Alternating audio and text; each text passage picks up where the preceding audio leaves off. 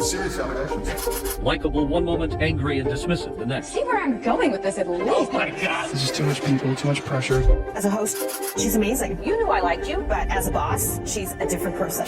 Restaurant owner banned Conan, calling him the most abusive customer since the restaurant opened. I've been walking around thinking that I hadn't done anything wrong. Who said okay to this? Why are you doing this? So, what exactly makes a good talk show host? Is it kindness? You don't take any money for this. No, out of the goodness of your heart. A sense of humor? You're making a lot of money. You're a big kid. I don't think so.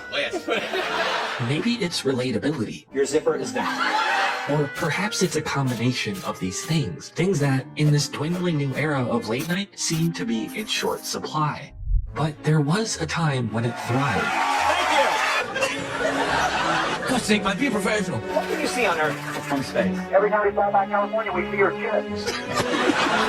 My wife is dead. Sorry to hear that. High five. I can only tell you that it has been an honor and a privilege. I bid you a very heartfelt good night. After 30 years on TV, Johnny Carson would retire as the host of The Tonight Show. NBC would announce that frequent guest Jay Leno, and not David Letterman, would be its new host. Just how pissed off are you? Letterman was understandably bitter. Would I like to have the show? Oh, sure. I mean, this was his dream job. At Carson's advice, he would leave NBC after 11 years hosting late night. His staff would follow him to CBS. NBC was now left without a host or a show. SNL creator Lorne Michaels was brought in to salvage what they could. Dana Carvey and Gary Shandling would both decline to host, and popular figures like Jon Stewart and Drew Carey would audition for the role. But Lorne had another idea. Last April, NBC rocked the entertainment world by picking an unknown comic and writer to replace David Letterman. He would pitch an individual who, at the time, was a relatively unknown writer with credits on The Simpsons and SNL, whose experience in front of a camera amounted to about 40 seconds of airtime. His days are full with Conan O'Brien. What is funny about Conan? He's very generous as a performer. He's not looking to score at your expense, and he's just funny. After an audition that included interviews with Jason Alexander and Mimi Rogers, O'Brien would land the position as new host of Late Night, alongside his young sidekick Andy Richter. A friend of mine, some might even say a sidekick, Andy Richter. The show would premiere to a flood of negative reviews. Conan was tall, lanky, and where some would see energy, It is exciting! It is exciting! others would see uneasiness. I gotta admit that this is a little unusual. His fidgety nature and visible lack of experience would make him a prime target for critics. One more thing. You better be as good as Letterman, or else. So large was this influx of negative press that interns would have to fill the seats that audience members had left empty. These were big shoes to fill after all, but shockingly that didn't deter him. Conan's humor, despite not as refined as the years that would follow, was apparent from the very first episode. Help me out here, Andy. Ow! Ow! Ow! Wow! Wow! Ow! Ow! Drew, I'm sorry, but it's on the cue cards. I have to do as I'm told.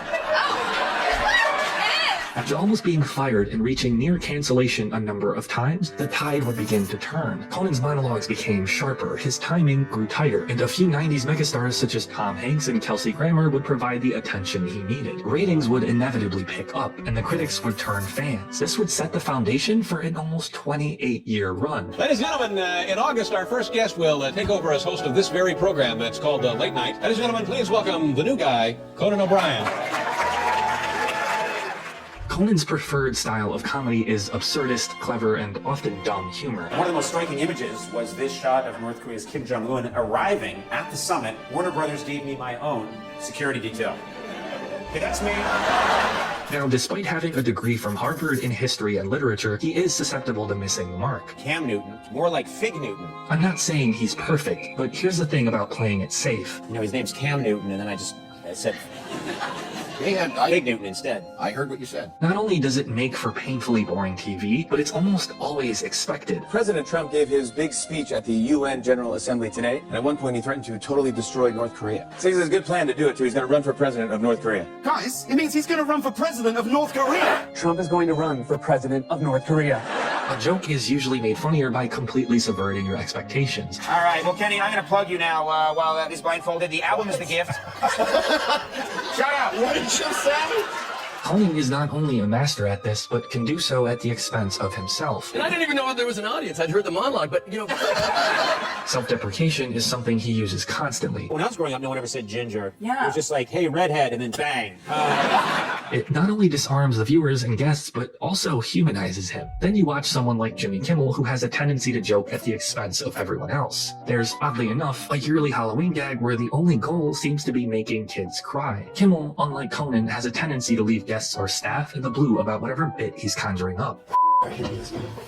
Now, what happened there? Who's Larry?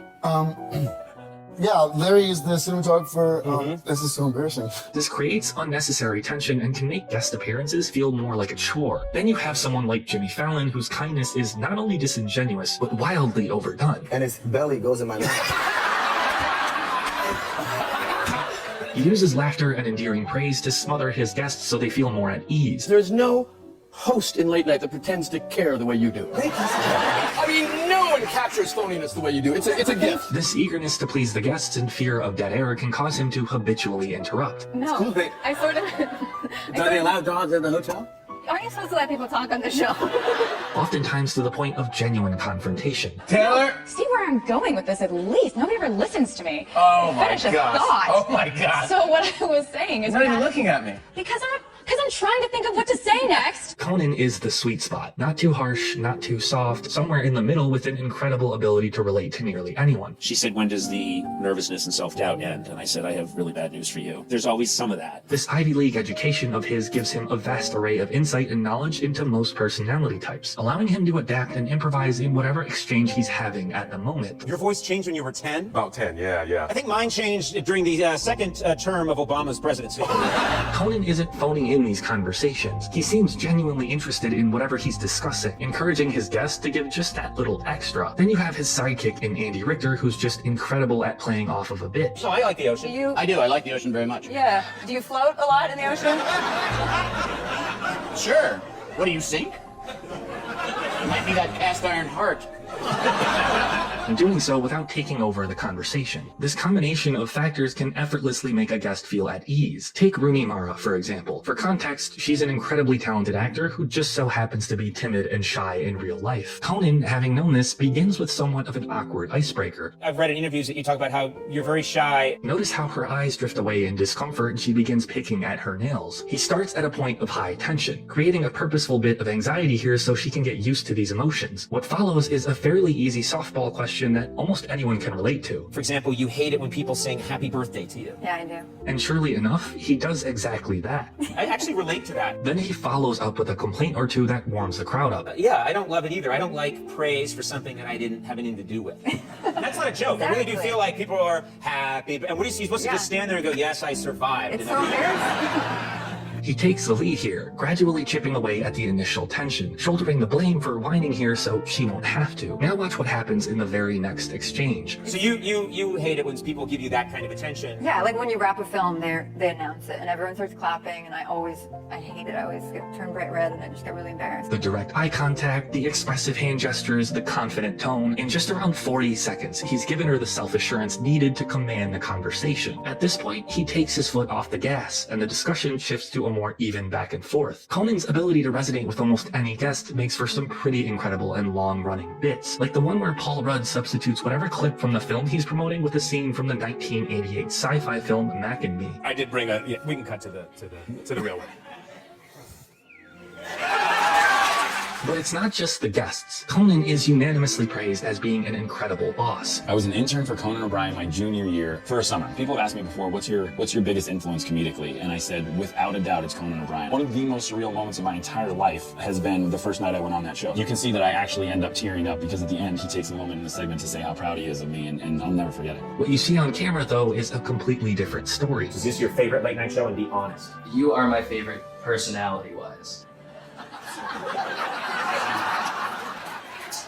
Then there's the 2007 writer's strike, where Conan would pledge to pay the salaries of 75 non-writing staffers out of his own pocket should the need arise. He would end up doing exactly that. Or how about the time he'd choose to continue filming Conan using iPhones and no audience during the pandemic, keeping his entire staff on the payroll so none of them would have to file for unemployment. But this is his staff after all. Maybe he's not as kind towards the competition. When David Letterman would air the final episode of The Late Show, Conan would have one simple request for his audience. Okay, it's now 11:35. Oh.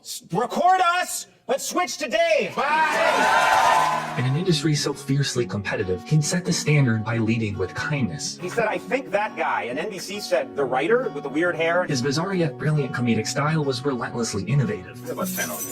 Yeah? Check this out.